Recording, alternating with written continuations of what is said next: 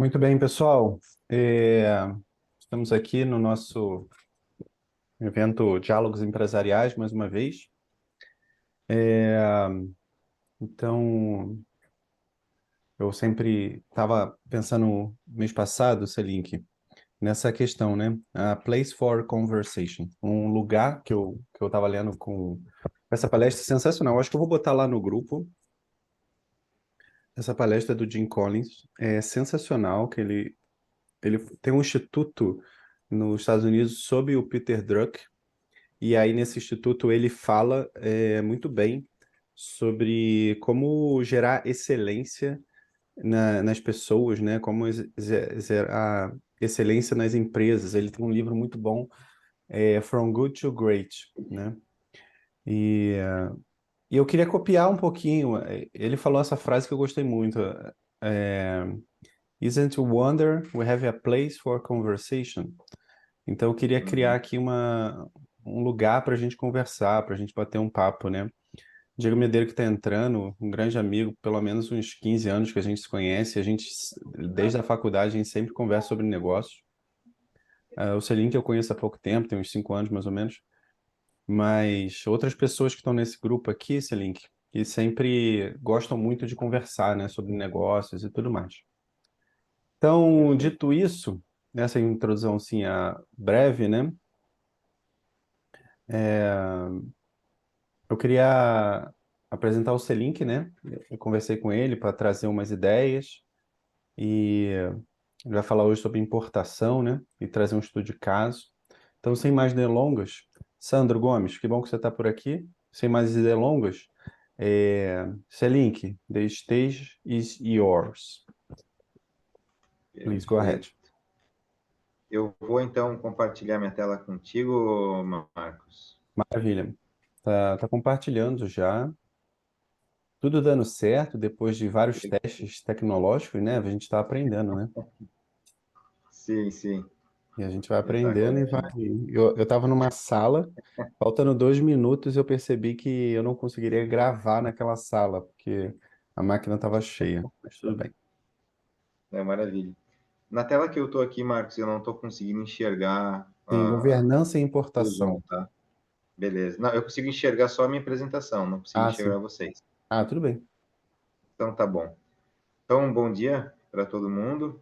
Agradeço o Marcos por esse convite, né, fazer a primeira opção, né, a primeira edição, na verdade, dessa apresentação nesse modelo de A Place for Conversation.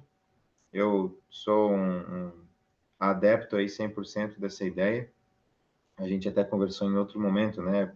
Muitas vezes dentro do ambiente de trabalho a gente não tem como conversar. Eu, no meu caso, que trabalho em home office, também praticamente não tenho com quem conversar, né, sobre o assunto. Então, ou a gente vai num bar e toma uma cerveja com alguém, ou em alguma reunião que eventualmente aconteça. Então, sendo essa uma primeira reunião, eu convido também a quem está assistindo para que de fato faça bastante crítica sobre o modelo, porque inicialmente aqui o que nós vamos fazer, né? A gente vai reduzir bastante o tempo de apresentação, então eu vou fazer um muito resumido mesmo, e aí como consequência a gente tem mais tempo depois para fazer perguntas, para conversar e tudo mais, sem que a gente extrapole esse tempo, até porque também todos têm seus compromissos. E, enfim, então, eu vou começar, pessoal, e se precisarem, se acharem por bem também, podem fazer a interrupção, tá?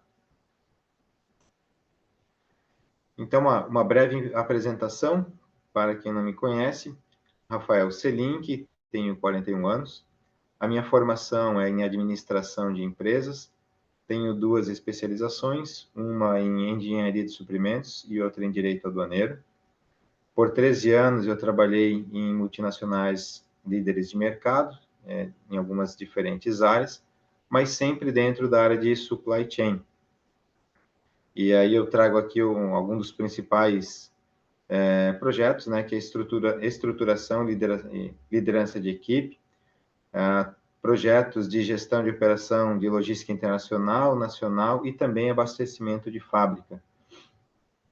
E de 7 anos para cá, então, eu venho empreendendo, tenho a minha consultoria, que ela é focada em comércio exterior, embora ela tenha também um pezinho no empresarial, mas os três principais pilares aqui da empresa é o BPO, que é a terceirização da área de comércio exterior, a consultoria em si, para melhoria de processos, implantação de gestão de rotinas, etc., e também o sistema de gestão de importação, que é um produto que está sendo desenvolvido e adaptado agora para uma futura venda.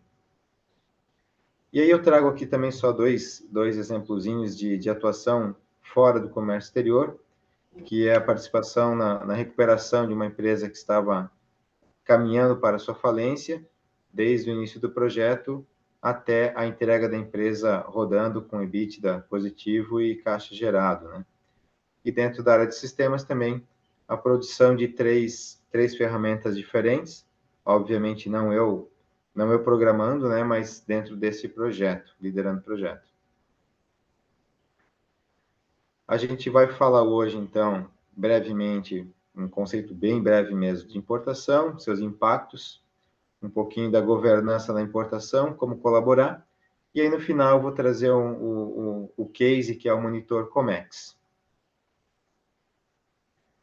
Então, a importação, eu acho que eu não preciso ficar entrando muito no detalhe do que é importação, né? A gente sabe que é basicamente você comprar um produto ou um serviço de um país estrangeiro. Embora essa definição seja bastante simples, ela envolve uma logística bastante complexa, termos comerciais diferenciados, né? E obviamente, pagamento de impostos, mas são alguns impostos específicos da área de importação. Então, é importante que a gente lembre que ela tem uma legislação específica para o tema, que é o regulamento aduaneiro. E considerando isso, então, a importação, ela vai ter alguns impactos positivos, negativos e outros pontos que eu chamo a atenção. O que são os principais impactos positivos que eu considero? A possibilidade de você trabalhar com itens exclusivos, ou seja, itens que nós não temos produção nacional, então você busca essas tecnologias lá de fora. Muitas vezes, esses são produtos inovadores, são produtos disruptivos aqui dentro do mercado. E também, em outras vezes, a gente até tem a produção, a gente tem já um mercado consolidado, mas nós não temos as melhores tecnologias. Então, quando você vai para fora do Brasil, você acaba trazendo produtos já consolidados, porém com uma qualidade diferenciada e muitas vezes até com preço mais baixo. Então, você tem mais qualidade, melhor preço, te gerando maior margem. No outro lado, nós temos também os impactos que são negativos, ou seja, como a gente está tratando de produtos que estão em outros países, o transporte que a gente costuma usar é o marítimo, embora muitas vezes também se utilize o aéreo, mas via de regra a gente tem uma logística marítima muito forte. Então impacta muito no tempo de compra, no lead time de fornecimento. Então, por consequência, a gente precisa ter estoques mais altos.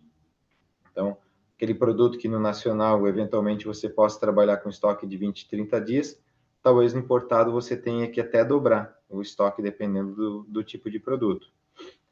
A gestão logística dele, ela é consideravelmente mais complexa, enquanto na logística nacional, quando você faz uma compra aqui internamente, muitas vezes você coloca o pedido no fornecedor e você espera ele chegar. Quando a gente trata de importação, ele é um pouco mais complexo, então você necessariamente tem que fazer um acompanhamento de cada momento do processo, desde a entrega da carga para um transportador, o embarque, às vezes alguma mudança de rota no meio do caminho e toda a parte aduaneira aqui do Brasil, principalmente. E, por consequência, também acaba impactando no fluxo de caixa. Então, você precisa ter um fluxo de caixa um pouquinho mais saudável para trabalhar com importação. Pontos de atenção, né? Então, a questão regulatória, como eu falei anteriormente, ele tem uma regulação, um regulamento específico para importação, e também a gente traz aqui situações de produtos, por exemplo, controlado por Anvisa, Exército, produtos que não são permitidos trabalhar aqui dentro do nosso país. Então, é muito importante ter um estudo antes de fazer a importação de produto, né? Não é simplesmente você sair comprando qualquer coisa a qualquer preço lá fora. E a gestão de custos, que eu encaro esse tema com bastante carinho e digo que é um dos assuntos que causa mais arrepio dentro das empresas, que é justamente essa gestão. E aqui nessa área aqui, a gente já vê que a gente começa a trabalhar em pontos que podem impactar consideravelmente a governança das empresas. E falando sobre governança e recapitulando de uma forma bem simples, claro, a governança é um conjunto de princípios, políticas e práticas que regulam e orientam como a empresa é administrada e supervisionada. Então, se você não tem uma operação bem alinhada com a governança, por consequência, a empresa também não tem a governança. E aí eu vou trazer aqui, foi a ideia que eu comentei com o Marcos, né? Como trazer a governança para uma linha um pouco mais operacional, porque às vezes a gente está tratando ela de forma estratégica mais acima, né? Mas nem sempre a gente consegue executar justamente por falta de compreensão do que acontece na linha de operação. E quando a gente fala de importação, alguns pontos que eu chamo a atenção é ter o conhecimento do fluxo de informações da importação, procedimentos operacionais, forma de arquivamento de documento, a forma com que você comunica cada ação dentro do comércio exterior, elas impactam diretamente na governança. A gestão de custos, é que eu coloco o treinamento e a competência dos lançamentos. Treinamento, porque de fato é diferente a forma de trabalhar os custos na importação, enquanto na logística nacional, na compra nacional, você tem uma nota fiscal com tudo que você precisa. Na importação, vários custos, eles não estão dentro da nota fiscal de entrada, né? E muitas vezes até existem dúvidas da empresa de como elaborar uma nota fiscal de entrada para fazer a contabilização desse produto no teu estoque. E outro ponto é a competência de lançamentos. Também por ter esses custos em momentos diferentes, se você não se atentar para a questão da competência dos lançamentos, você acaba tendo uma apuração do teu estoque de forma errada. Muitas vezes em questão de quantidade e muitas vezes em questão de valor. A parte regulatória. Aqui, um ponto que também a gente não percebe muito na parte nacional, mas que na internacional ela faz muita diferença. A atenção à classificação fiscal do produto, que é a NCM, né, o código fiscal dele, os pesos e os preços. Esses 3 pontos principais que eu coloquei aqui, eles são controlados pelo governo, né? São fontes de estatística para o nosso governo. E, obviamente, que não só pelo fato de ser controlado pelo governo que a gente deva se preocupar, mas, de fato, pela governança da empresa, né? E aqui eu chamo a atenção da classificação fiscal, por exemplo, porque muitas vezes você tem um exportador com uma interpretação de produto e às vezes até uma prática de ter uma determinada classificação fiscal lá no país dele, e aqui no nosso país a gente tem, pela nossa Receita Federal, um entendimento diferente. Então é importante que você tenha muita atenção a isso. Os pesos e preços, os pesos eles impactam nos impostos, né? Quando a gente vai distribuir alguns custos para a apuração dos impostos de produto, eles impactam diretamente. E os preços também. Por que eu coloco esses dois, além desses motivos? Porque quem faz a declaração, quem declara esses valores para a Receita Federal é um despachante aduaneiro, que é um terceiro dentro da operação. muitas vezes, ou quase sempre, ele não está dentro da negociação, ele não faz parte desse contexto. Então, ele recebe uma documentação, com base naquilo ele faz a declaração. Como paralelo à nossa declaração de imposto de renda, né? Imagina que uma outra pessoa mande as suas informações para o teu contador e você não faz aquela checagem e eventualmente você comprou, vendeu ou mudou alguma coisa ali dentro do processo e não comunica essa pessoa. Então, é comum e é bem comum você ter registro com classificação divergente, com peso divergente, até com preços diferentes daquilo que foi acordado. E aí começam a ter as discrepâncias entre o real, né, que você vai, por exemplo, lançar um contrato de câmbio e aquilo que foi declarado para a Receita.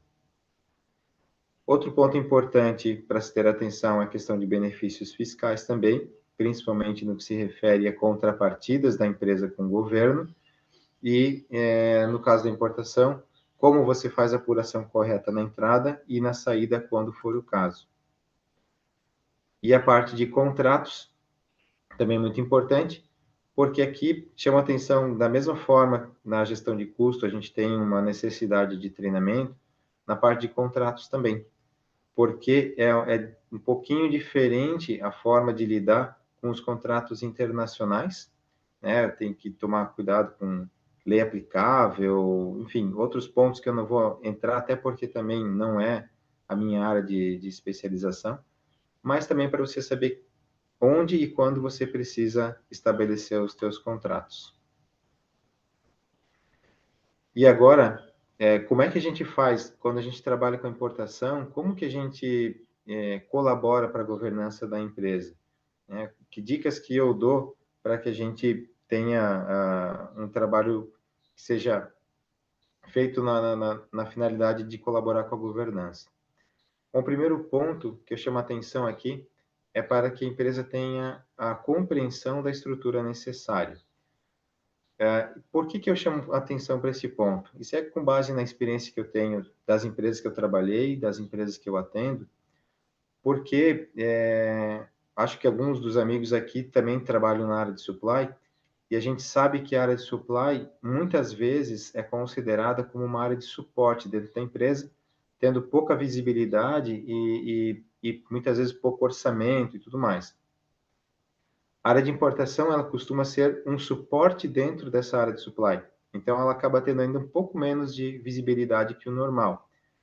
E as empresas acabam não sabendo como estruturar bem essa área para atender esse mercado. Então, é importante que ela tenha noção do volume de importação que ela tem e a complexidade dos processos. Porque alguns processos são relativamente simples de trazer, mas outros você tem uma anuência de uma Anvisa, do Exército, ou você tem um produto extremamente complexo, como alguma máquina, algo que exige uma redução de imposto com ex-tarifário e por aí vai, né? E aí, por que eu coloco interno versus BPO? Porque tem muitas empresas que elas têm baixo volume de importação, mas os problemas são os mesmos. E acaba sendo muito caro para você ter uma pessoa exclusiva para esse assunto dentro da tua empresa. E o BPO ele já está tomando uma maturidade legal dentro do mercado de comércio exterior e já começa a atender também essas demandas internas da empresa. Outro ponto, a definição de um focal point responsável por toda a operação. Eu gosto de tratar a importação como um mini projeto. E como tal, você precisa ter alguém que seja o pai dessa criança, né? Para não acontecer aquela velha história do cachorro de dois donos.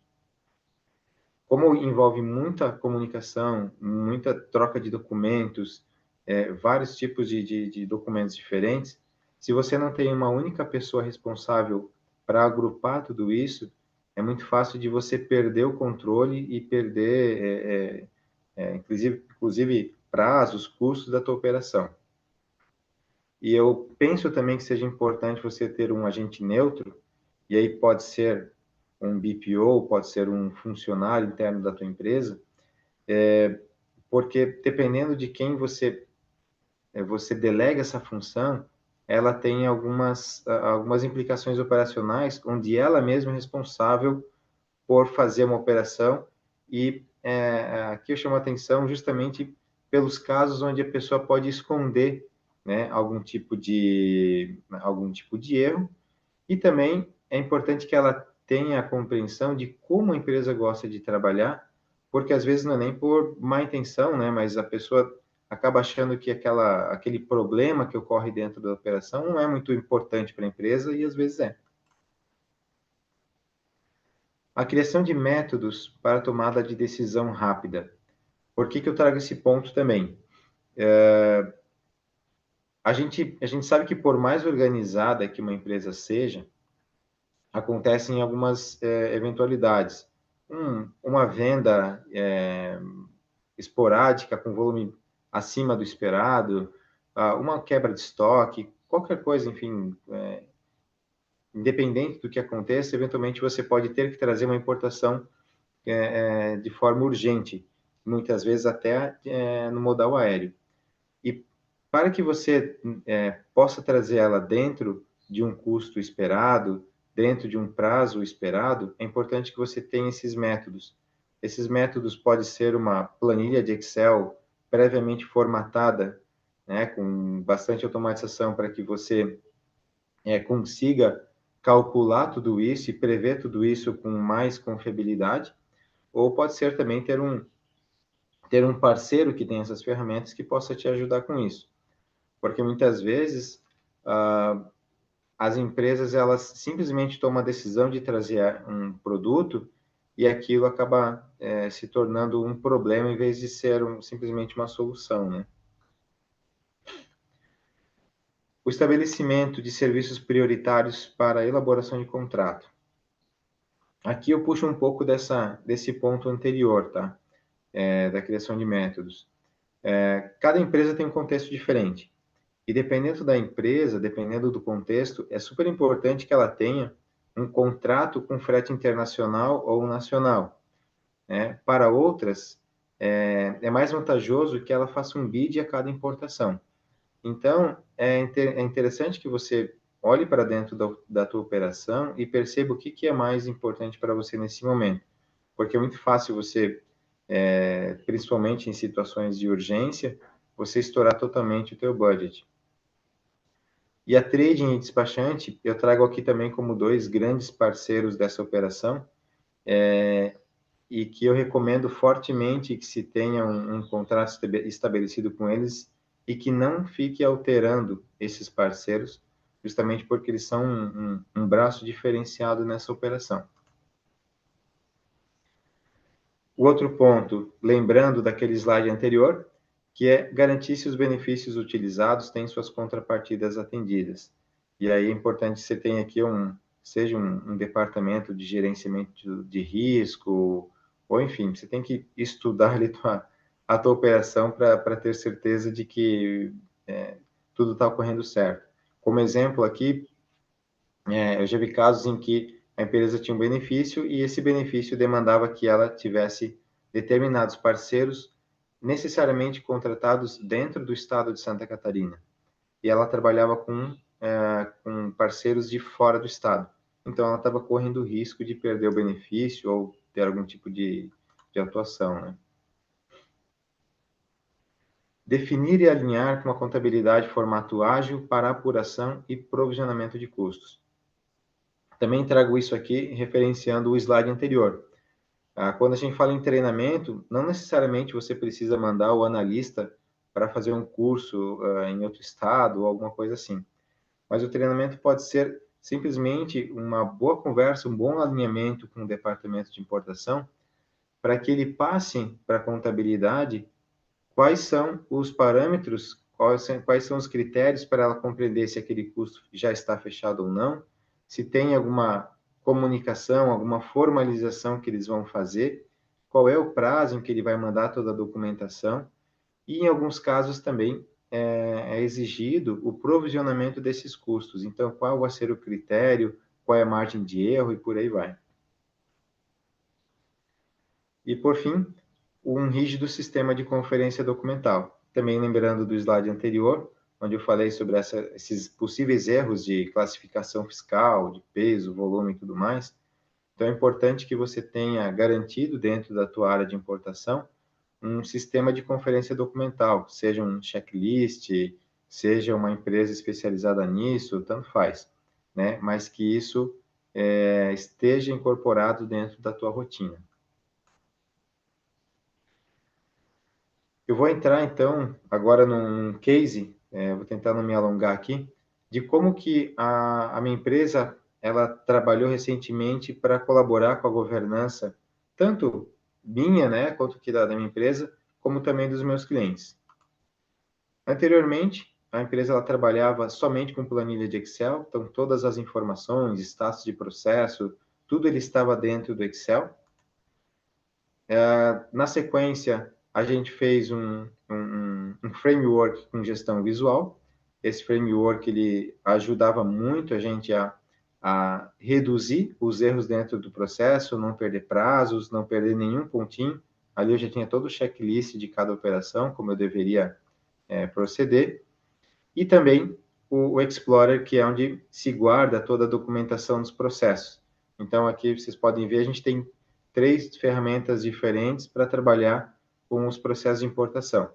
Aqui, especificamente, estou tratando dos casos em que eu faço a terceirização da importação dos clientes, tá? E como é que ficou depois? Esse é um projeto que a gente iniciou no ano passado e implantou em janeiro desse ano. Então, eu transformei essas 3 ferramentas numa única.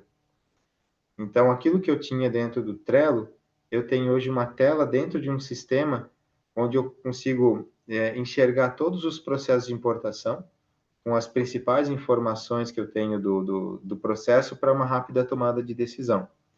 E até peço desculpas para vocês por ele estar assim, com pouca visibilidade, mas é que aqui tem informações reais e sensíveis dos meus clientes, tá? Então, eu não pude trazer a tela. A parte de gestão de documentos, eles hoje também ficam dentro desse mesmo sistema. Então, tudo que eu preciso de documentação, eu anexo nesse mesmo sistema, em cada cardzinho daquele ali. E o Excel, eu acho utópico a gente dizer que nunca mais vai trabalhar com Excel, mas eu também entendo que as principais funções dele a gente pode padronizar e trazer isso para um sistema. Mas aqui o que eu faço? Então, eu tenho ele em formato de banco de dados, mas com a opção de exportar, caso eu precise fazer uma manipulação que, enfim, seja necessária em algum momento. E que benefícios que trazem, então, esse case, né? A unificação da gestão. Então, eu saio hoje de um sistema que ele, embora ótimo, eu não vou falar mal do Excel, tá? Eu não consigo falar mal dele, mas ele, de certa forma, ele é rudimentar para você fazer a gestão, né? Eu gosto de falar que o ponto positivo do Excel é que ele é extremamente flexível, e o ponto negativo é que ele é extremamente flexível. Então, é engraçado isso, é um paradoxo, né? Mas é importante que algumas coisas a gente não consiga alterar dele. E dentro do Excel, você tem que travar célula, às vezes dá algum bug, enfim, né? Então, hoje eu unifiquei essas 3 ferramentas numa só. Com isso, eu tenho maior rastreamento das informações, então eu consigo saber quem fez e quando fez cada alteração ali dentro. Eu mantenho esse framework de gestão à vista, que ele é extremamente importante, só que de uma forma agora um pouco mais profissional que eu tinha antes, até porque antes eu estava... eu dependia do que aquela ferramenta iria fazer, que no caso é o Trello, né? Que é uma baita de uma ferramenta, muito boa mesmo, ainda uso para outras situações, mas a gente não sabe se em algum momento a ferramenta vai ser vendida, descontinuada, vai aumentar o preço, enfim, é um pouco complicado isso. Outra questão é a transparência, então os meus clientes conseguem entrar dentro dessa plataforma e acessar os seus processos, baixar a documentação, tudo diretamente dali. O aumento da capacidade operacional, né, por consequência, então isso é muito importante. Eu consigo cuidar de mais processos com a mesma equipe e com mais segurança também, que é o ponto final, né? Tudo isso não faz muito sentido se eu não levar para os clientes maior segurança. E, de certa forma, a governança, ela pede isso para as empresas, né? Então, esse é ali que finaliza tudo.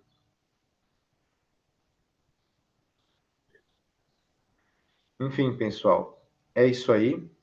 Como eu comentei anteriormente, a gente fez uma apresentação bastante rápida, bastante resumida, né? E a ideia agora é que a gente converse um pouco mais, se vocês tiverem dúvidas, o que a gente pode tratar, de repente, algum ponto específico aqui da apresentação para a gente se aprofundar um pouco mais. Muito bom esse link. Muito bom. Se você puder compartilhar a tela aí.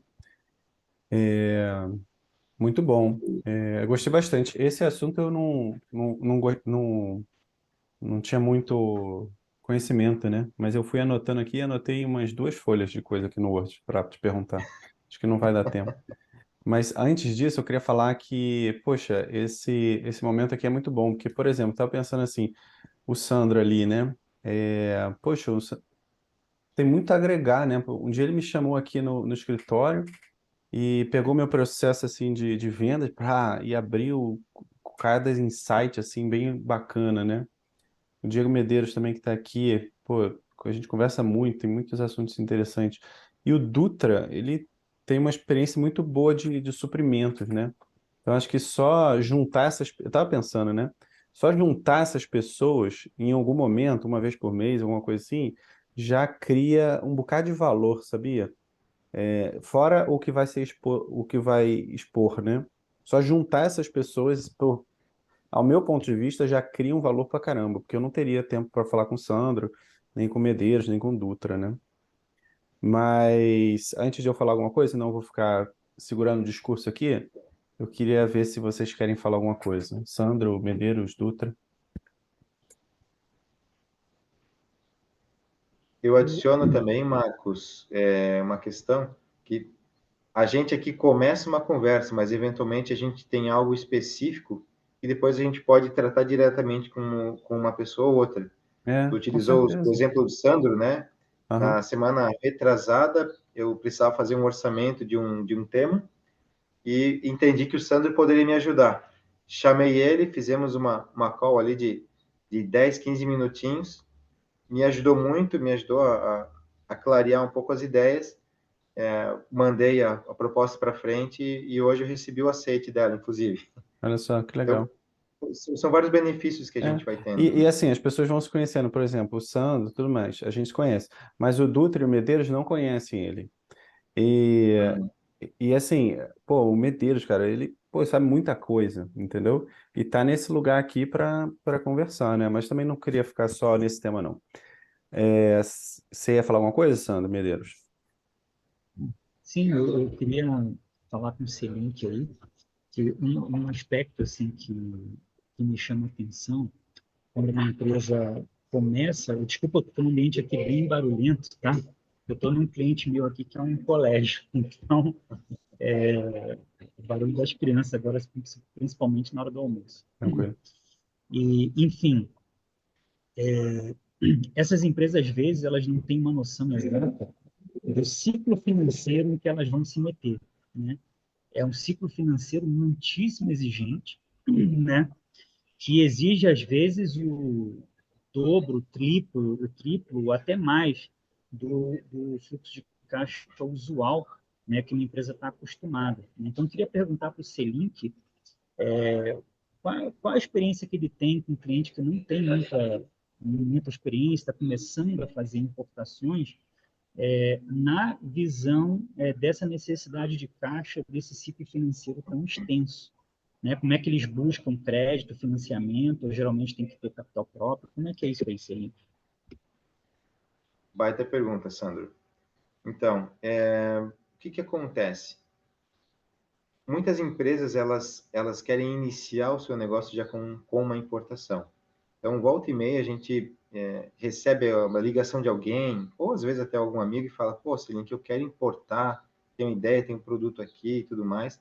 E como você falou, ela não tem noção desse ciclo financeiro. Existem linhas, sim, de crédito internacional, existem linhas até que com bancos, o próprio banco da empresa que a gente trabalha já pode oferecer isso, mas é importante que ela dê uma esmiuçada bastante com o banco para entender os custos envolvidos disso.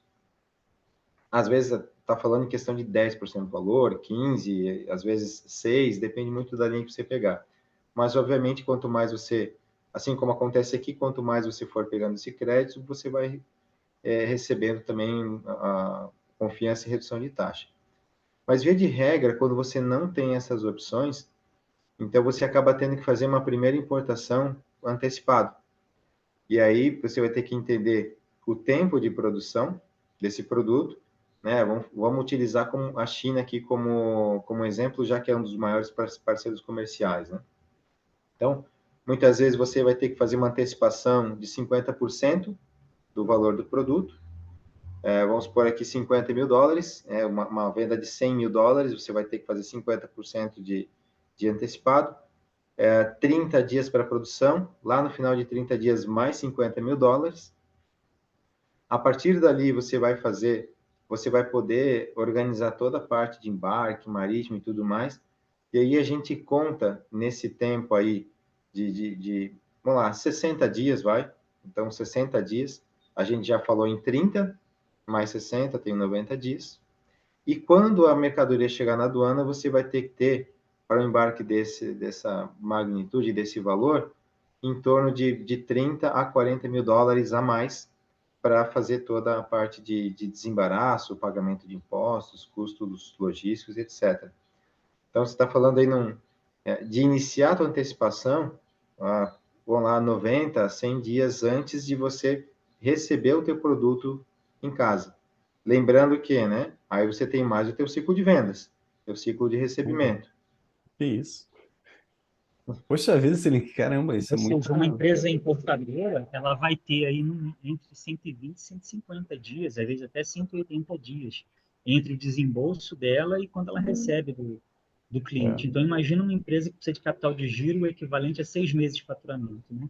Caramba. Exato. Não é nada fácil. Então, não sei Mas se eu vou você trazer ajuda uma boa nesse tipo notícia de também. planejamento financeiro também, Celink, captação de recursos, como é que é isso aí? Mas eu vou trazer uma boa notícia também, tá? Muitas vezes a importação aérea ela compensa. Existe um mito de que o aéreo sempre é mais caro do que o marítimo. Claro, você está tratando de um container de PVC que é extremamente volumoso, pesado e barato. Então o aéreo nunca vai compensar, né? Mas muitos produtos eles são de baixo volume, baixo peso e alto valor agregado. E acabam sendo mais baratos você trazer aéreo, ou muitos deles o valor fica muito próximo, né, entre o marítimo e o aéreo. E como quando você trata de importação, às vezes você tem bastante margem. Então, se você não tem muito capital de giro, compensa você gastar um pouquinho mais ali no teu custo de compra e ter mais capital de giro. Às vezes as empresas não fazem essa conta. Elas emprestam dinheiro, pagam um valor absurdo de empréstimo, simplesmente porque elas não querem ter um custo maior de logística. Não faz muito sentido, né? Mas se você pôr no teu piloto automático do teu dia a dia, você facilmente faz esse link e nem sempre ele é uma informação verdadeira, né? Uhum. Toda a logística das flores lá na Europa é via aéreo, né? Por causa do tempo, né? Tava lembrando agora. Mas, Medeiros, você queria falar alguma coisa? Não, para mim chamou a atenção na apresentação do Senem que, conforme ele foi falando, né, foi deixando nítido aí a implementação da governança. Eu queria perguntar para ele qual o maior desafio que ele tem quando alguns agentes fora do processo dele, né, atuam, quando ele fala do despachante aduaneiro, por exemplo. que ele, para mim ficou bem claro ali a questão de treinamentos e todas aquelas iniciativas, as ações, né? Tem planilhas automatizadas e tudo mais, isso garante a operação dele como um todo, mas entender com ele qual é o desafio quando ele depende de agentes, de atores fora aí do processo onde ele não tem o controle. Uhum. Uma maravilha. É como você falou, é um baita desafio, né? Então, a gente tem um mercado composto de muitas empresas. Eu gosto de brincar que quando você está em Itajaí, se você chutar uma árvore, cai 5 agentes de carga e 3 despachantes. Então, tem de fato muitas empresas trabalhando. Muitas empresas são sérias, tá? Muitas empresas são boas, são de fato parceiras, mas o mercado ele gosta muito de ter a sensação de que está pagando o mais barato possível. E com essa forma de trabalhar, muitas vezes ele vai pegando ou empresas que não têm uma estrutura que possa atender ela bem, ou como eu já vi também em algumas multinacionais, elas pegam empresa com boa estrutura, mas elas espremem muito a ponto de eles entregarem só o básico e não poderem entregar mais. Só que elas dependem disso, né? Elas dependem desse trabalho. Então, o meu caso, como eu faço BPO, eu estou entre esses dois, né? Eu estou entre o importador e entre toda essa cadeia. Então, o desafio que é, né? É perceber, primeiro, se aquele despachante, aquele agente, aquela trading tem as características necessárias para atendimento daquele cliente, né? Porque eles aparecem de qualquer forma, né? Seja um bid, seja uma eventualidade, uma reunião. Achei um despachante, o cara falou comigo e comecei a trabalhar com ele. Mas tem empresas que gostam de mais praticidade, tem empresas que gostam de tudo certinho na vírgula, né? Então, é entender se ele obedece a esses critérios da empresa ou não. E quando ele não está obedecendo, então, é meu trabalho ir compreendendo se esse parceiro ele tem a disposição de melhorar e mudar seus processos. Caso ele não tenha, compreender com o cliente se ele tem a disposição de deixar isso de lado e continuar trabalhando com esse parceiro, né? Ou se a gente parte para uma troca. Quando eu falo de frete internacional, aí você tem alguns critérios, né? Tem, por exemplo, agentes que têm consolidada própria, outros que não têm, que são só intermediadores. Enfim, e o mercado é muito dinâmico também. Um parceiro que ele é muito bom hoje, em determinadas fases, ele acaba não sendo muito bom. Ou ele é bom no marítimo, é ruim no aéreo. Então, isso vai muito da percepção, né? E também tem que ter muito cuidado. Eu vim de multinacionais, né? E na multinacional você aprende a resolver tudo na porrada. E só que o que acontece, né? É muito importante você estabelecer um bom relacionamento com todos eles e manter esse relacionamento. E o grande desafio é quando eles não estão atendendo a expectativa do cliente, né? De fato, aí é muita conversa, utilizar ele em outras empresas, em outros clientes para você manter, porque sempre vai ter um parceiro melhor e numa oportunidade diferente. Você estava falando aí, Selink, o Dutra atualmente tá no mercado, né, de suprimentos, assim, né? Não sei se ele tem alguma coisa. Eu queria saber como é que uma empresa hoje atua nesse processo, porque você falou importação, mas importação está dentro do guarda-chuva de suprimentos, né? A gente, Sim. por exemplo, você está falando da governança. A governança tem que entrar pela governança dos suprimentos para chegar no processo específico de importação, né? E Usualmente, sim. uma outra coisa que eu não entendi muito você está falando de BPO, mas seria um BPO, não um BPO financeiro, seria um BPO de importação? Exato. Isso Exatamente. existe ou você está criando? Olha, eu vejo muito pouca empresa trabalhando no formato que eu trabalho, tá? Uhum. Geralmente, o que eles fazem? Seja despachante, trading ou até agente de cargas, eles fornecem uma assessoria para acompanhamento, para follow-up do processo, né? Só que esse follow-up, ele pode ser uma breve informação do status da tua carga, ou seja, hoje ela está aqui e amanhã ela está lá. Ou, como eu gosto de trabalhar, um follow-up ativo, que aí é onde eu coloco aquela questão do agente neutro, alguém que seja o pai da criança, né? E o que essa Diligenciando, pessoa tem né? que fazer? Exatamente. Ela tem que ser responsável por fazer aquele produto embarcar e chegar no tempo previsto, no curso previsto, né, na forma correta. Então, por isso que é importante ter essa figura responsável. Eu já consegui trabalhar assim com despachante, tá? Quando eu era ainda funcionário de multinacional, eu consegui delegar isso para despachante. Era um despachante muito bom, ele fazia muito bem esse trabalho, e ele me chamava quando ele já não tinha mais braço para fazer ou quando ele não tinha barganha necessária. E eu, como importador, tinha mais força, né? Mas não é muito comum, e também eu diria assim que não é o foco, né, principal da empresa. O despachante é registro de DI. Então ele tem que ter muito bem registrado uma declaração de importação, a trade, benefício fiscal, o agente de carga, transporte. Né? Então, de novo, embora acho que tenham pessoas que façam isso bem, faz muita diferença você ter alguém cuidando disso tudo, principalmente também porque tem assuntos internos da empresa, né? Tem questões que envolvem financeiro, custo e etc. Então, para dar esse apoio, é importante esse foco.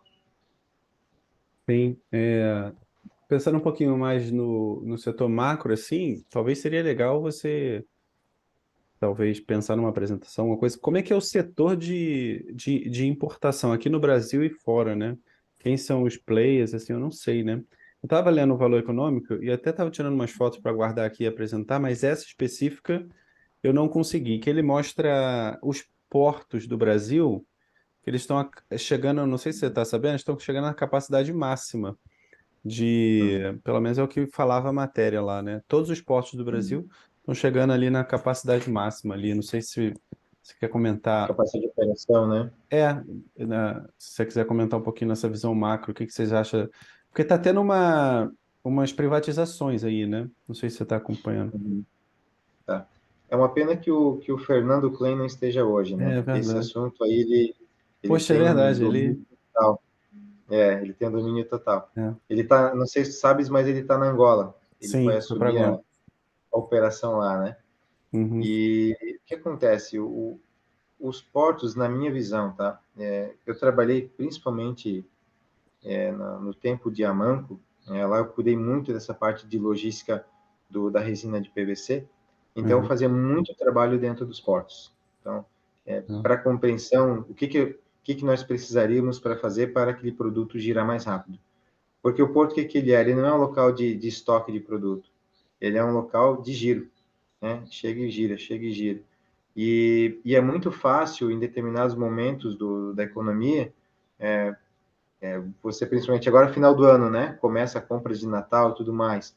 Ou o que eu também acho que possa acontecer, muita empresa segurou compra em função de troca de governo, situação econômica e tal, e a gente já vê o movimento de várias delas tendo que comprar esse estoque agora de forma urgente e aumentar um pouco, porque o consumo parece que está voltando, né? Dependendo do mercado. Então, naturalmente, que isso vai é, é, criar um gargalo dentro do porto. Porque o porto não consegue expandir a capacidade dele, né? Ele tem uma capacidade lá e quando aumenta o volume, ele não traz um hit stacker, um guidast para aumentar a operação. Então, de fato, é uma dificuldade que se tem, eu acho que isso é do setor mesmo. E eu vejo aqui em Santa Catarina, né, onde eu importo mais, então, se eu não me engano, eles trabalhavam ali na média de 70%, mas volta e meia eles estão. Eu já vi eles trabalhando na capacidade de 100, 120%, tá? É esse número que eu estava vendo, 70, 80% assim de todos os portos assim, né? Mas também eu acredito que tá tendo umas privatizações aí fortes, talvez melhore, né?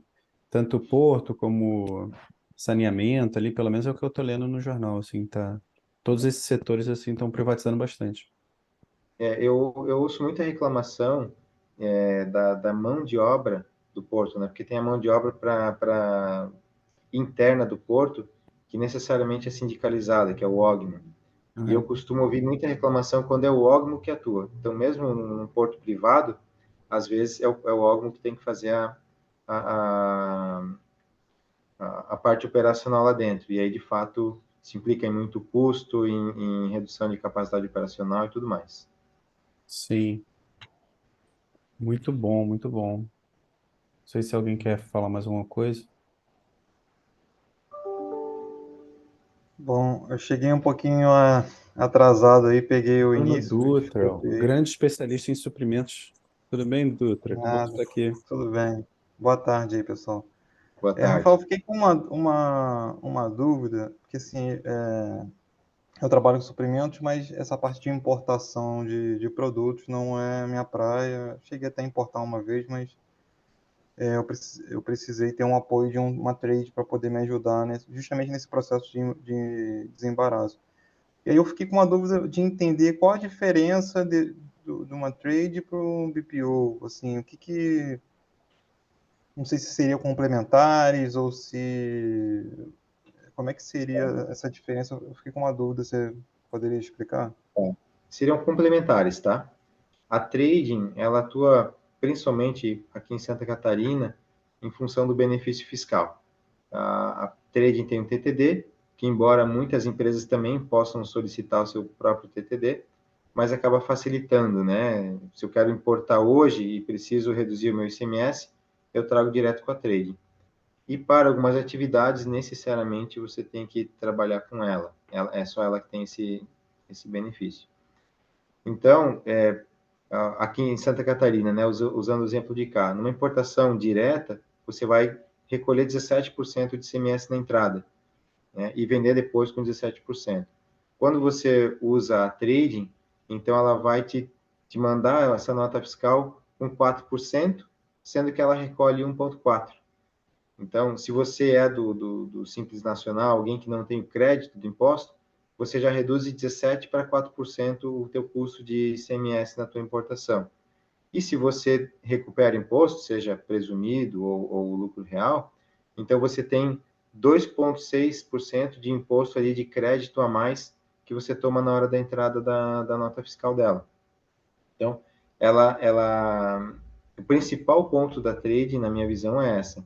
E aí sim, como ela também faz importação própria, ela tem uma equipe, ela trabalha nesse suporte. Mas é como eu falei, né? Cada caso é um caso. Tem clientes meus, na verdade, todos os meus clientes têm trading, mas eu atuo muito perto da empresa porque ela não tem nenhuma estrutura dentro, ela não sabe como fazer o custo interno, ela precisa fazer conferência de fechamento e tudo mais. E a trading, ela também é um custo dentro da operação, né? E o principal papel dela é fazer os pagamentos, ou, seja do porto, seja do frete, enfim, né? E aí aqui eu trago uma questão de compliance, né? Assim, eu quero deixar muito claro, né? Eu não coloco aqui nada com um ponto de má fé, mas simplesmente com um ponto de atenção, né? O ganho de uma trading, ele é sobre a base de cálculo de CMS. Então, quanto maior essa base de cálculo de CMS, maior o ganho da trading. Para o lado da empresa, do importador, quanto maior a base de cálculo de CMS, maior o seu custo, né? Então, do ponto de vista de compliance, é muito importante que você tenha alguém auditando essas informações, né? Alguém que cuide para que essa importação chegue no menor custo possível. Então, é interessante que a empresa tenha essa figura dentro de casa, dependendo do volume que ela tenha, ou que ela tenha alguém neutro cuidando desse ponto, tá? É como se fosse um braço dentro da estrutura da empresa, fazendo um processo de auditoria para checar se de fato, até por conta da questão da complexidade que é uma importação né, de produtos, Uhum. você colocou aí. Então, acho que Sim, perfeito. é importante. Isso, e assim, e de novo, né? Existem mercados, e isso eu já falei abertamente para cliente meu, né? Que eu acho que não compete o serviço de BPO lá para ele. Ele já tem uma operação extremamente madura, ele já conhece os custos da operação, ele já sabe como ela funciona, e aí não teria necessidade desse BPO ali dentro da operação. Mas se ele quiser uma outra segurança, ou se essa empresa tiver mais demandas internas na parte de custo, contábil, etc. Mas para várias situações, eu, de fato, acho que não tem necessidade. Eu gosto de ser bem transparente com os clientes em relação a isso, né? Seria. São nichos diferentes. Os clientes são empresas de pequeno porte, que não têm estrutura, e talvez médio ali, que queiram suporte, né? Eu diria que já tem empresas de grande porte também que estão conversando comigo nesse momento por causa da falta de profissionais no mercado. Então, uma empresa de grande porte, ela tem bastante demanda interna. Então, independente de ela ter trading ou não, você tem o ponto que é o acompanhamento da carga até ela chegar na tua empresa, mas você tem outro que são vários outros cuidados que a trading não vai cuidar, né? Que ela não vai se responsabilizar. E aí esse BPO, ele atende também essas necessidades. Sim. Eu fico pensando, Dutra, como é que daria uma importação ali num Proteus, num Oracle, num SAP, né? Porque eu fico tentando imaginar como é que é esse processo, porque esse processo é bem específico, né? Que até você, Selin, que está criando um negócio novo aí do nada, né? Eu até poderia comentar, mas eu acho que não vai dar tempo agora, porque eu queria acabar uma hora. Mas não sei se o Dutra ficou pensando nisso Eu também. acho que é um RP, acho que pelo menos das empresas que eu trabalhei, nenhuma tinha um RP, por exemplo, Proteus, o SAP, muito bem estruturado para importação. Existia sempre um RP customizado ali para atender justamente por conta da complexidade que é o processo de importação. Se eu Lá na fosse, As Globo, por ferramentas que eu exemplo, vejo não é o Oracle. se eu fosse pensar, por exemplo, no processo de P2P, né? Procurement to Pay, que eu acho que é o melhor processo de suprimento que existe. O requisitante abriria lá no SAP uma solicitação de um container, ia gerar pedido, e aquele requisitante ia ter que acompanhar. Só que eu acho que ele não teria capacidade para acompanhar, porque ele é muito operacional. Aí ele teria que contratar um outro serviço de BPO financeiro para acompanhar e diligenciar, né? Isso que eu não sei. O que tem hoje que eu vejo dentro de SAP e dentro de Proteus, Marcos, são ferramentas que te auxiliam justamente na composição do custo da tua importação. Alguns já têm automatização, onde eles puxam XML de DI e tudo mais. O ponto específico do sistema que eu estou criando, ele é para gerenciamento da tua rotina, para você não perder justamente aqueles pontos, né? São pontos simples, mas necessários. Então, Aham. se você perder um prazo de uma documentação, por exemplo, você pode atrasar a tua importação em uma semana, 2 semanas, um mês, dependendo do momento do ano que você está. Então, Uhum. ele é para isso, para você garantir que as coisas aconteçam no momento certo. E no mercado não tem isso, né? Olha, hoje eu conheço Uhum. umas 2 soluções que elas estão caminhando dentro Sim. nesse mesmo sentido. Futuramente, para a gente poder terminar aqui, futuramente eu acho que seria legal a gente tentar fazer um outro estudo de caso sobre, poxa, o que que essas empresas grandes utilizam, né? Fazer uma pesquisa e tal. É um bom Uhum. assunto, assim, né? Eu vejo, assim, algumas áreas, assim, fazer uma pesquisa, o que que essas grandes fazem, né? E depois, como é que é o mercado de importação e exportação, né? Eu Uhum. teria mais algumas 10 perguntas aqui, mas eu acho que não caberia o tempo. Mas eu acho que mesmo um tema assim que eu não sabia de nada, Celine, que eu acho que foi um ótimo tema e já deu para conversar bastante. E queria agradecer a participação de todos, né? E a gente se vê na próxima, Obrigado, pessoal, pelo tempo de beleza? vocês. Muito obrigado aí a Obrigado todos, aí. especialmente aí o Celink, também o Marcos pelo convite. Gostei bastante, também me agregou bastante conhecimento aí. Obrigado. Sim, eu acho que o Medeiros congelou ali numa foto, num sorrisinho, mas eu estava conversando com ele para ele trazer um próximo tema. Essa foto ficou bem engraçada. Fica trazendo um próximo tema de qualidade mês que vem e tal. Estou conversando com também, talvez o Vitor Duarte assista essa gravação aqui. Estou conversando com o Vitor também para ele trazer uns temas bem interessantes também que ele está estudando. E, todo mês, assim, a gente vai trazendo uma pessoa e vai conversando sobre algum assunto, tá? Muito obrigado a todos e nos vemos mês que vem. Até mais. Tchau, tchau. Obrigado, pessoal. Boa Valeu, tarde. pessoal. Tchau. Obrigado. Boa tarde. Tchau, tchau.